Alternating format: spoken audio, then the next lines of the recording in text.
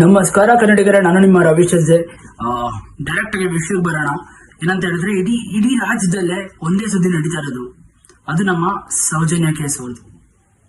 ಆ ಮುದ್ದೆ ಜೀವ ಇದೆಯಲ್ಲ, ನಮ್ಮನ್ನ ಬಿಟ್ಟು ಹೋಗಿ 12 ವರ್ಷ ಆಯ್ತು ಅಲ್ಲ. ಅದಕ್ಕೆ ನ್ಯಾಯ ಕೊಡ್ಸಕ್ಕೆ ನಮ್ಗೆ ಕೊಡ್ಸಕ್ ಆಗ್ತಿಲ್ವಲ್ಲ, ಅದು ದೊಡ್ಡ ಅವಮಾನ ಅಂತ ಅನ್ಸುತ್ತೆ ನನಗೆ.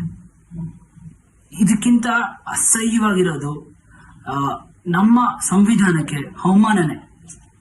ಏನ್ ಹೇಳ್ತೀರಾ? ನಮ್ಮ ಸಮಾಜ ಹಂಗಿದೆ ಅಲ್ಲ ಗುರು. ಆಕ್ಟ್ಸ್ ಆಫ್ ನಾನು ಹೇಳ್ತಿದ್ದೀನಿ, 11 ವರ್ಷದಿಂದ 12 ವರ್ಷದಿಂದ ಈ ಸುದ್ದಿನ ಹೋರಾಡ್ಕೊಂಡು ಬಂದಿದಾರಲ್ಲ, ಮಹೇಶ್ ತಿಮ್ರೋಡಿ ಅವರು ಆಗಿರ್ಬೋದು, ಸರ್ ಆಗಿರ್ಬೋದು, ಮತ್ತೆ ಥರ್ಡ್ ಯೂಟ್ಯೂಬ್ ಚಾನಲ್ ಅವರು. ನನಗೆ ಈ ವಿಷಯ 2023 ನನಗೆ ಗೊತ್ತವ್ರು. ಸ್ವಲ್ಪ ತುಂಬಾ ಅದ್ರ ಬಗ್ಗೆ ತಿಳ್ಕೊಳಕ್ ಹೋದೆ ನಾನು. ಸಂತೋಷ್ ರಿಲೀಸ್ ಆದ್ರಲ್ಲ, ಅವಾಗ ತುಂಬಾ ವಿಡಿಯೋಸ್ಗಳನ್ನ ನೋಡ್ತಾ ಆಮೇಲೆ ಪೇಪರ್ಸ್ ಗಳನ್ನ ಓದ್ತಾ, ಅದ್ರ ಬಗ್ಗೆ CBI ರಿಪೋರ್ಟ್ ಆಗಿರ್ಬೋದು, ಏನ್ ನಡೀತಿದೆ ಕೇಸ್ ಬಗ್ಗೆ, ಎಲ್ಲಿ ತನಕ ಬಂದಿದೆ, ಏನ್ ಆಗ್ತಿದೆ ಪ್ರೆಸೆಂಟ್ ಆಗಿ ಅಂತ ನನಗೆ ಗೊತ್ತಾಗಿದ್ದು 2023. ಅದಕ್ಕಿಂತ ಮುಂಚೆ 11 ವರ್ಷಗಳಿಂದ ಇವರು ಈ ಹೋರಾಡ್ಕೊಂಡು ಬಂದಿರಲ್ಲ, ಆ ಹೆಣ್ಣಿಗೆ ನ್ಯಾಯ ಕೊಡ್ಸಕ್ಕೋಸ್ಕರ. ಸೊ ಅವ್ರಗಳಿಗೆ ಇವ್ರು ಮೇನ್ ಆಗಿ, ಆಮೇಲೆ ಗಿರೀಶ್ ಎಕ್ಸ್ ಪೊಲೀಸರ್ ಆಗಿರ್ಬೋದು, ಇವರೆಲ್ಲ ಇಷ್ಟೊಂದು ಚೆನ್ನಾಗಿ ಇಷ್ಟು ಕಷ್ಟಪಟ್ಟು ಹೋರಾಡ್ಕೊಂಡು ಬಂದಿದಾರಲ್ಲ, ಅವ್ರಗಳಿಗೆ ನ್ಯಾಯ ಸಿಗ್ಬೇಕು.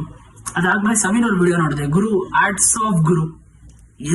ಎಲ್ಲರೂ ಎದ್ರುಕೊಂಡು ಸಾಯ್ತಾರೆ, ಎಲ್ಲಿ ನಮ್ಗೇನಾಗ್ಬಿಡ್ತು ಅಂತ. ಅದನ್ನೆಲ್ಲ ನಾವು ಬಿಟ್ಟು ಎದೆನ ಗಟ್ಟಿ ಮಾಡ್ಕೊಂಡು ನಿಜಾನ ಹೇಳೋದಕ್ಕೂ ಧೈರ್ಯ ಬೇಕು ಗುರು. Hats off. ಇದರಿಂದ ಮತ್ತೆ ಆರಾಗ್ತಿರೋ ಬೆಂಕಿ, ಒಂದು ನ್ಯಾಯ ಅನ್ನೋದು ಬೆಂಕಿನ ಸುಟ್ಟೋಗ್ತಿತ್ತು ಅಂತ ಅನ್ಸುತ್ತೆ. ಮತ್ತೆ ಕಿಚ್ಚೆತ್ಕೊಂಡಿದೆ. ಇದು ನ್ಯಾಯ ಸಿಗೋ ತನಕ ಹೋರಾಡ್ಬೇಕು. ಸುಮ್ನೆ ಲಾಸ್ಟ್ 2023 ನೋಡಿದ್ವಿ, ಇದೇ ತರ ಆಯ್ತು. ತುಂಬಾ ನ್ಯೂಸ್ ಆಯ್ತು, ಅದಕ್ಕೆ ಸ್ಟ್ರೈಕ್ ಮಾಡಕ್ ಬಂದ್ರು. ಗೌರ್ಮೆಂಟ್ ಅವ್ರು ಏನ್ ಮಾಡ್ತಾರೆ, CBI ಒಪ್ಸಿದೀವಿ, CBI ಆಲ್ರೆಡಿ ಒಪ್ಸಿದೀವಿ, ಅದ್ರದ್ದು ರಿಪೋರ್ಟ್ ಹಿಂಗೆ ಬರುತ್ತೆ. ಏನಪ್ಪಾ ಹೆಂಗ್ ಬರುತ್ತೆ ಹೇಳಿ? ಗೌರ್ಮೆಂಟ್ ಪ್ರೇರಣೆ ಬರುತ್ತೆ. ಯಾಕೆ ಹೇಳಿ? ಆ ದೊಡ್ಡ ವ್ಯಕ್ತಿಗಳಿದಾರಲ್ಲ, ಅವ್ರ ಬಗ್ಗೆ ಮಾತಾಡಿದ್ರೆ ವಿಡಿಯೋನು ತೆಗೆದಾಕ್ಬಿಡ್ತಾರೆ, ಕೋರ್ಟಿಂದ ಆರ್ಡರ್ನು ಬರುತ್ತೆ, ಎಲ್ಲಾನು ಬರುತ್ತೆ. ಸೊ ಈ ಸಮಾಜದಲ್ಲಿ ಈ ತರ ಸಿಚುಯೇಷನ್ ಅಲ್ಲಿ ಮಾತಾಡಿದ್ರೇನೆ ನಮ್ಗೆ ರೈಟ್ಸ್ ನ ಕಿತ್ಕೊಂಡ್ಬಿಡ್ತಾರೆ ಅನ್ನೋ ತರ ಇದ್ದಾದ್ಮೇಲೆ, ಆಮೇಲೆ ಇನ್ನೊಂದು ನಡೀತು. ನಮ್ಮ ರಿಪೋರ್ಟರ್ಸ್ ಗಳು ಒಂದು ಅನ್ಯಾಯ ನಡೀತಿರೋದನ್ನ ಎತ್ತಿದ್ದಕ್ಕೆ ಮೋರಿ ಚರಂಡಿಲೇ ಅವ್ರ ಬಾಡಿ ಸಿಕ್ತು, ದೇಹ ಸಿಕ್ತು. ಇದನ್ನೆಲ್ಲ ನೋಡಿದ್ರೆ ನಮ್ಮ ಸಮಾಜದಲ್ಲಿ ಯಾರು ನ್ಯಾಯ ಪರ ಮಾತಾಡ್ತಾರೋ ಅವ್ರನ್ನೇ ಸುಟ್ಟಾಕ್ಬಿಡ್ತಾರೆ ಅನ್ಸುತ್ತೆ, ಅವ್ರ ಇಲ್ದಂಗ್ ಮಾಡ್ಬಿಡ್ತಾರೆ. ನಮ್ಮ ಸಮಾಜ ಎಲ್ಲಿ ಹೋಗ್ತಾ ಇದೆ.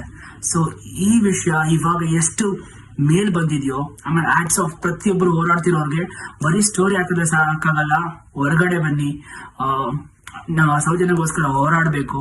ಸೊ ನಾನಂತೂ ಈ ಸಲಿ ದೃಢಪಟ್ಟು ನಿರ್ಧಾರ ಮಾಡಿದೀನಿ, ಎಷ್ಟಾಗುತ್ತೆ ನನ್ನ ಪ್ರಯತ್ನದಿಂದ. ಏನಾದ್ರು ಚಳವಳಿ ನಡೆದ್ರೆ, ಏನಾದ್ರು ಅದ್ರ ಬಗ್ಗೆ ಸೌಜನ್ಯ ಬಗ್ಗೆ ಏನಾದ್ರು ಪ್ರೋಗ್ರಾಮ್ ಇದ್ರೆ ಖಂಡಿತ ಅಟೆಂಡ್ ಮಾಡ್ತೀನಿ. ನೀವು ಏನಾದ್ರು ಈ ತರ ಸಿಚುಯೇಷನ್ ಸಿಕ್ಕಿದ್ರೆ ದಯವಿಟ್ಟು ನಿಮ್ಮ ವಾಯ್ಸ್ ಗಳನ್ನ ರೈಸ್ ಮಾಡಿ. ಯಾರ್ಯಾರು ಈ ಕಲ್ಪ್ರಿಟ್ ಇರ್ತಾರೋ ಅವ್ರಗಳಿಗೆ ಶಿಕ್ಷೆ ಆಗ್ಲೇಬೇಕು. ನ್ಯಾಯದ ಮುಂದೆ ಯಾರು ದೊಡ್ಡವರಲ್ಲ. ಅದು ಎಷ್ಟು ಹೀನಾಯವಾಗಿ ಅವ್ರನ್ನ ಕೊಂದಿದ್ದಾರೆ ಅಂತ ಹೇಳಿದ್ರೆ, ಕೆಲವೊಂದು ಪಿಕ್ಸ್ ಗಳು ನೋಡಿದ್ರೆ ಮನ್ಸು ಕುದಿಯುತ್ತೆ. ಇಂಥ ನೀಚ ನನ್ನ ಮಕ್ಕಳು ನಮ್ಮ ಸಮಾಜದಲ್ಲಿ ಇದ್ದಾರೆ ಅಂತ. ಮೇನ್ ಆಗಿ ಯಾರ್ಯಾರ ಕಲ್ಪ್ರಿಟ್ಸ್ ಗಳು ಇರ್ತಾರಲ್ಲ, ಅವ್ರನ್ನ ಬುಡ ಹಿಡಿದು ರೋಡಲ್ಲಿ ಪಬ್ಲಿಕ್ ನಿಲ್ಸಿ ಸರಿಯಾಗಿ ಹೊಡಿಬೇಕ್ರಿ ಆ ಜಾಗಕ್ಕೆ. ಇಲ್ಲ ಅಂದ್ರೆ ಇಂಥ ವ್ಯಕ್ತಿಗಳು ತಪ್ಪಿಸ್ಕೊಂಡು ಆರಾಮಾಗೆ ಹೊರ ದೇಶಕ್ಕೆ ಹೋಗಿ ಆರಾಮಾಗಿ ಜೀವನ ಬದುಕ್ತಿರ್ತಾರೆ. ಈ ತರ ಆದ್ರೆ ನಮ್ ಸಮಾಜ ಎಲ್ಲೂ ಹೋಗಲ್ಲ ಮುಂದೆ. ಈ ಸರಿ ಏನೇ ಆಗಲಿ ಉತ್ತರ ಸಿಗ್ಲೇಬೇಕು, ತಪ್ಪಿಸ್ತಾಗೆ ಶಿಕ್ಷೆ ಆಗ್ಲೇಬೇಕು ಅಂತ ಇಡೀ ಪ್ರತಿಯೊಬ್ರು ಯಾರ್ಯಾರು ಯೂಟ್ಯೂಬ್ ಕಮ್ಯುನಿಟಿಗಳಿದಾರೋ ಎಲ್ಲ ಒಂದ್ಗೂಡಿ ಹೋರಾಡ್ತಿದ್ದೀರಾ.